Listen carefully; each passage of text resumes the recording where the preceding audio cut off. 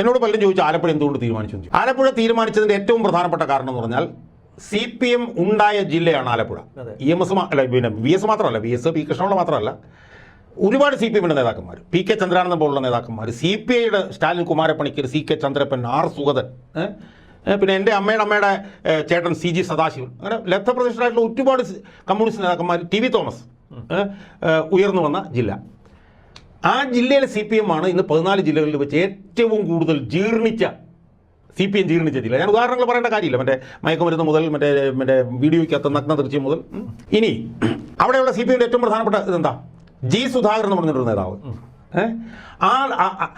ആ G സുധാകരന് സമാനമായി ഇന്ന് ആലപ്പുഴയിൽ വെക്കാൻ വേറൊരു നേതാവില്ല. 10 വർഷം മന്ത്രിയായിട്ടിരുന്നു, പൊതുമരാമത്ത് ഒക്കെ വകുപ്പാണ് കൈകാര്യം ചെയ്തത്. ഒരു ആരോപണം പോലും ഉണ്ടാക്കാതെ ഇറങ്ങിപ്പോയ G സുധാകരൻ ഇന്ന് എവിടെയാ? ബ്രാഞ്ചിൽ പോലും ഇല്ലാത്ത അവസ്ഥയാണ്.